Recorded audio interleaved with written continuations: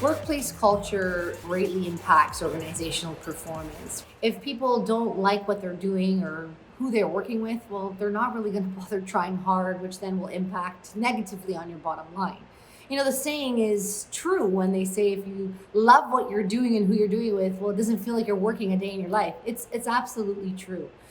Think about it. Would you rather go somewhere where you're going to be appreciated, energized, or would you rather go somewhere where you're going to dread kind of getting out of bed in the morning and going to the office, an environment that's toxic, right? No one wants that. Positive workplace culture doesn't necessarily mean that there won't be any problems or problem employees.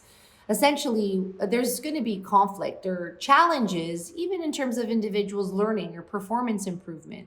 But what's important is that we, as leaders, address these timely and have a timeline to them. Because if not, well, then we're really using that energy as a leader to build up an individual employee that perhaps is not on board, and you're not using that energy to build up the employees that are really working hard, that's going to have that return on your bottom line and also create that positive workplace culture.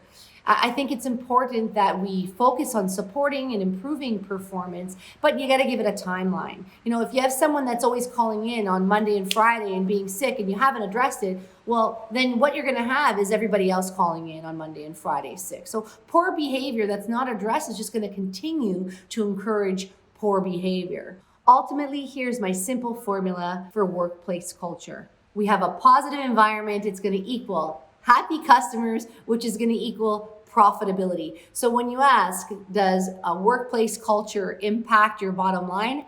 Absolutely. Make sure it's a positive one so you can see that improved profitability. Thanks for listening to today's episode of HR Real Talk. If you like what you heard, be sure to hit the like button and leave us a comment below so we know what you think about it. Every week we'll be coming here, so don't forget to follow us to hear more about HR Real Talk and answers to your questions. For a free consultation, visit us at ldhr.ca. We'd love to hear from you. See you next week.